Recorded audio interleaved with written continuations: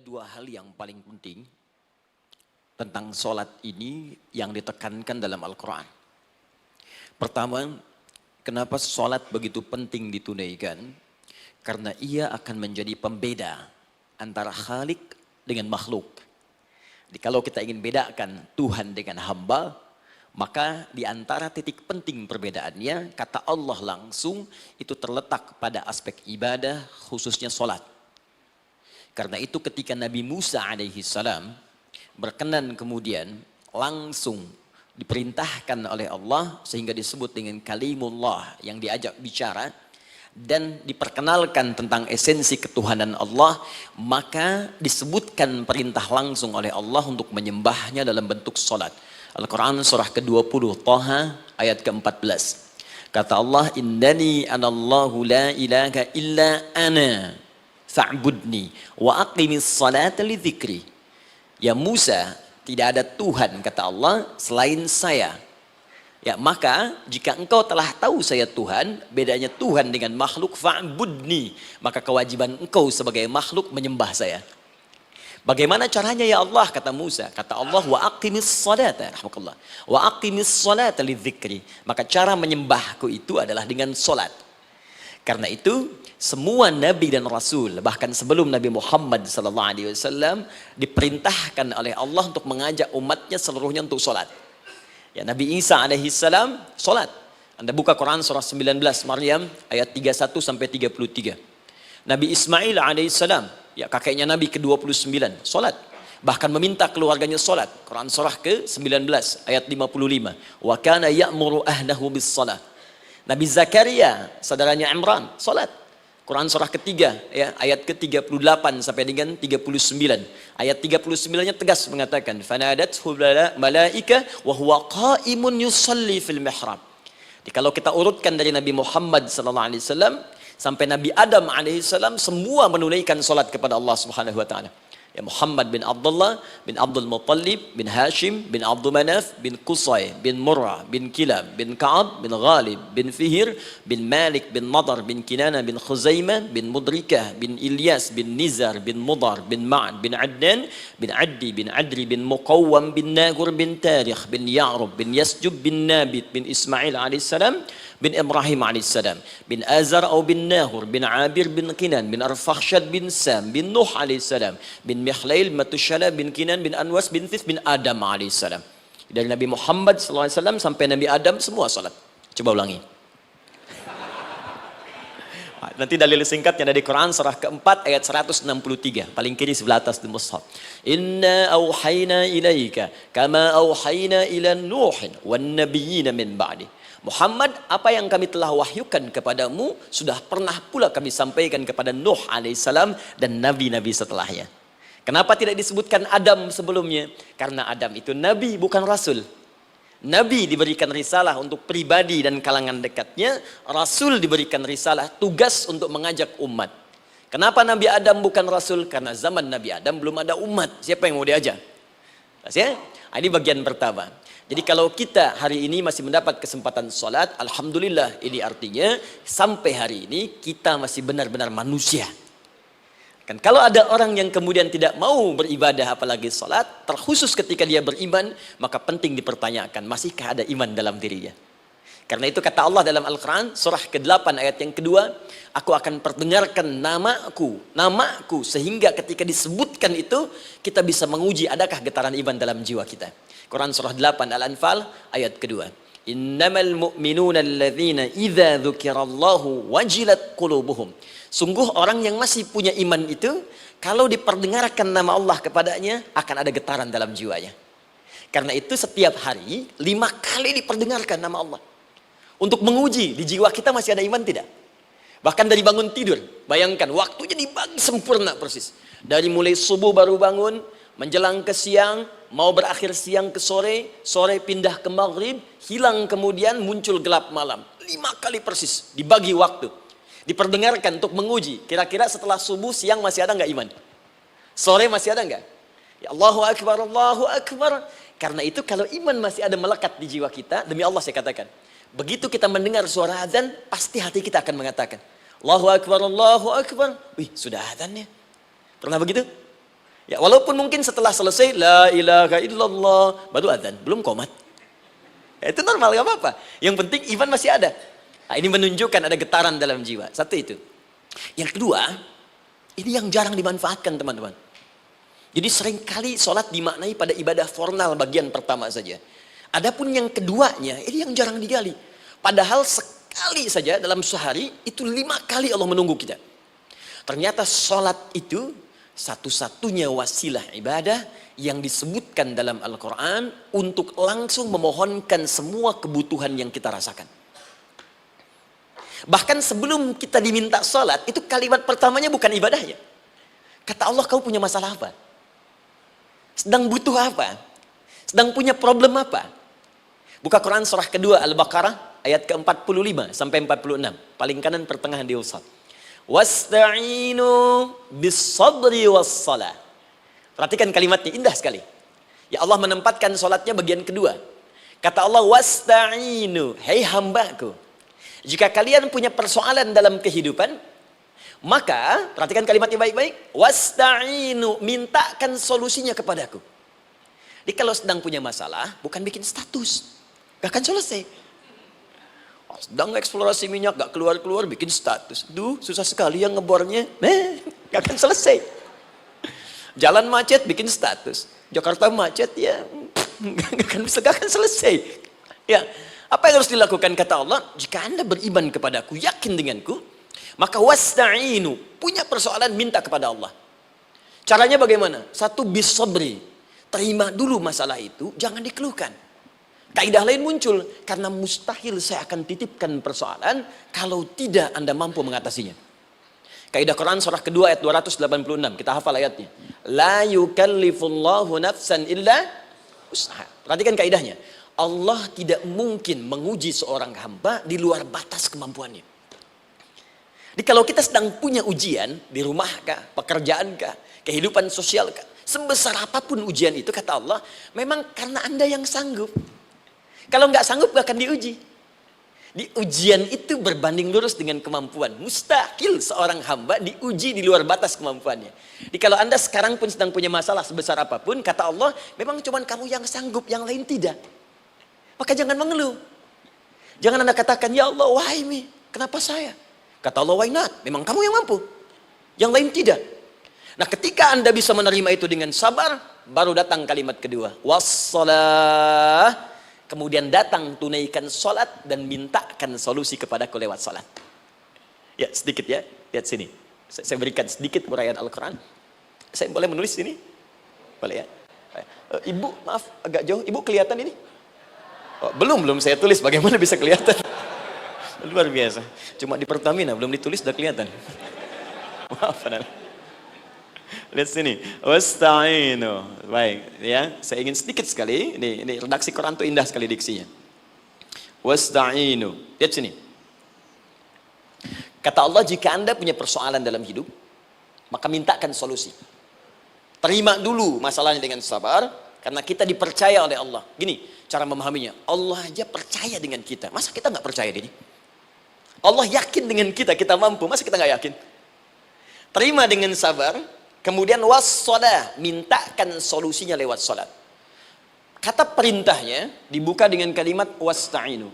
Kalau kita ingin rubah kata perintah ini, fi'il amr, ingin dirubah ke dalam bentuk permohonan, minta, maka rubah kalimatnya menjadi nasta'in. Lihat, nasta'in. Baik, wasta'inu, kata Allah, kalian punya persoalan, ayo minta solusi padaku. Terus kita pengen minta, ya Allah kami ingin minta. Maka dalam bahasa Arab, kalau kita ingin merubah kalimat ini ke dalam bentuk permintaan, kita katakan nasta'in. Saya tanya pada anda, pernah nggak dalam sholat kita mengucapkan kalimat nasta'in? Ada? Masih ingat? Baik, apa kalimatnya? Iyyaka na'budu wa iyyaka nasta'in. Perhatikan, iyyaka na'budu wa iyyaka nasta'in.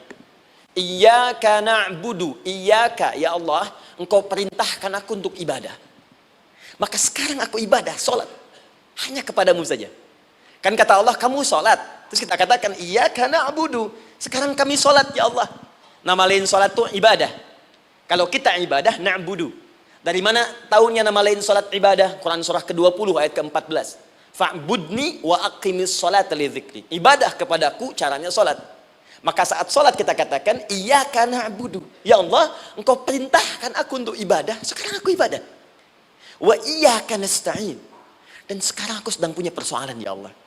Aku punya masalah. Aku punya problem. Dan aku yakin hanya Engkau yang pasti akan menyelesaikannya. Ketika Anda mengatakan iyyaka nasta'in, perhatikan hadis qudsinya. Hadisnya qudsi. Ya.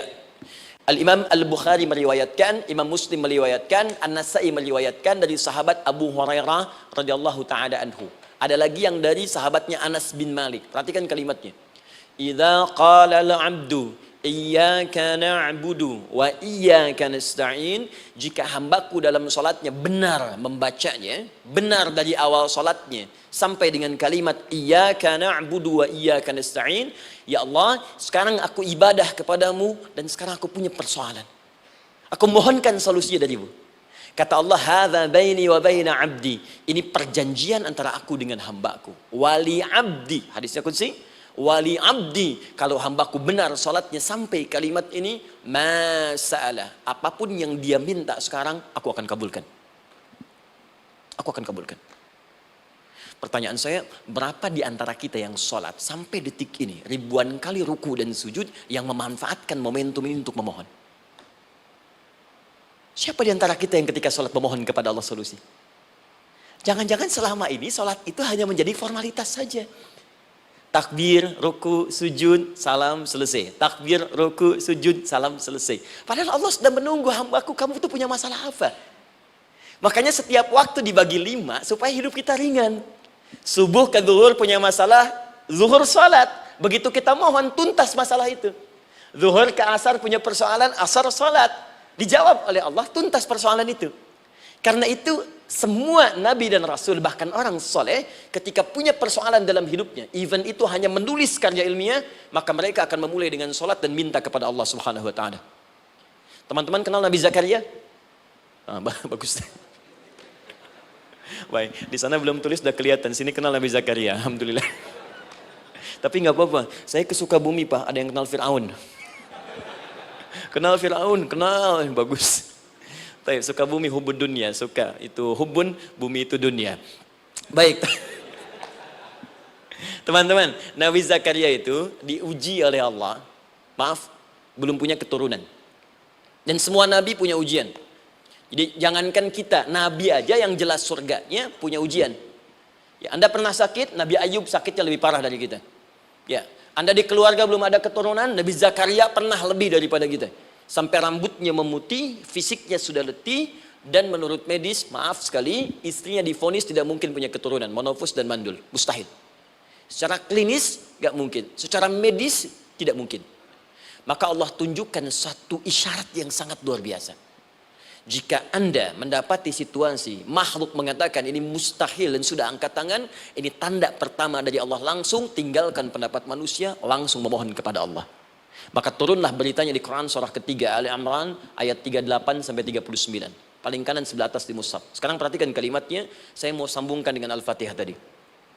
Hunalika da'a Zakaria rabbah. Di mihrabnya Nabi Zakaria salat bermohon kepada Allah. Qala rabbi habli min ladunka dzurriyyatan thayyibah. Kemudian ia berdoa, Rabbi habli, ya Allah yang maha memberi tanpa batas. Ini adab pertama, kalau teman-teman mau berdoa, sebut nama Allah sesuai dengan hajat kebutuhan kita. Itu yang disebut dengan Al-Asma'ul Husna. Di Asma'ul Husna itu bukan nama-nama indah yang sekedar dihafal, bukan. Tapi nama yang diberikan oleh Allah sesuai dengan kebutuhan hidup kita. Dalilnya Quran surah ke-17 ayat 110. Ya, paling kanan sebelah atas di mushaf, ke pertengahan. Ya, kata Allah, Qulid Allah. Jika Anda punya persoalan, sebut nama Allah. Allah Awir Rahman atau Ar-Rahman. Ayyamma tad'u, tapi kalau Anda ingin spesifik meminta, falahul asmaul husna. Pilih nama Allah, ia punya nama-nama yang indah sesuai kebutuhan kita. Jadi kalau teman-teman misalnya minta kelancaran rezeki, sebut ya Allah ya Razzaq. Anak mau ujian, ya Allah ya Al-Alim. Di proyek misalnya ada hambatan, ada gangguan, ya Allah ya Al-Jabbar ya Al-Malik. Ingin mudah mengatasi ujian, ya Allah ya sabar, minta. Ya, jangan semuanya disebutkan, nanti jadi beban. Ya, Allahumma ya Rahman ya Malik ya Kudus ya sabar, gitu kan? Yang tadinya nggak punya masalah jadi punya masalah, gitu kan? Pilih salah satu. Nah, jika Anda ingin memohon pada satu hal yang mustahil menurut manusia, maka minta dengan menyebut nama Allah yang memberi tanpa batas mustahil di dalamnya. Nama Allah tersebut namanya Wahhab. Wahhab. Ya Allah, ya Wahhab. Al-Wahhab. Kalau kita rubah dalam bentuk permintaan, maka singkat kalimatnya dengan hab. Hab. Untuk sendiri habli, untuk banyakkan hablana. Rabbana hablana min azwajina wa dzurriyyatina qurrata a'yun. Nabi Zakaria minta karena sendiri yang mengalami situasi itu, maka beliau katakan, Rabbi habli, ya Allah, habli min ladunka, ya Allah yang tak punya batas dalam pemberian. Mereka mengatakan aku tak akan punya keturunan. Mereka mengatakan mustahil aku punya anak. Dan aku yakin kau memberi batas tanpa memberikan pemberian tanpa batas. Aku mohon darimu saja. Darimu saja. Dzurriyyatan thayyibah, keturunan-keturunan terbaik. Innaka sami'ud du'a. Engkau pasti mendengar doa saya. Kalau pada yang maha memohon saja, maha mendengar saja tidak mengabulkan, lantas kepada siapa lagi aku mesti minta? Tapi poinnya bukan itu. Poinnya adalah, ini disampaikan oleh Nabi Zakaria dalam keadaan sedang sholat. Masih berdiri dalam sholatnya. Dalam bahasa Arab, berdiri disebut dengan qaimun. Qaim. Berdiri. Sedang sholat disebut dengan yusolli. Perhatikan ayat 39-nya. Fanadathul malaikatu wa huwa qaimun yusalli fil mihrab. Maka seketika ketika doanya selesai dipanjatkan, sholatnya belum selesai. Doanya selesai dipanjatkan, seketika datang malaikat menyampaikan, kamu dapat kabar gembira, Anda akan punya anak, bahkan namanya langsung diberikan oleh Allah, Yahya. Artinya hidup. Yang mustahil menurut manusia, lahir dari rahim seorang perempuan yang divonis monopos dan mandul, kata Allah, bagiku yang gak ada yang mustahil. Jadi dan hidup dia. Kapan itu terjadi? Masih sholat dan belum selesai dalam sholatnya, dalam keadaan berdiri. Sekarang saya tanya Anda, kita membaca iyyaka na'budu wa iyyaka nasta'in dalam keadaan ruku atau sujud? Sujud. Berdiri. Berdiri teman-teman. Betul kan?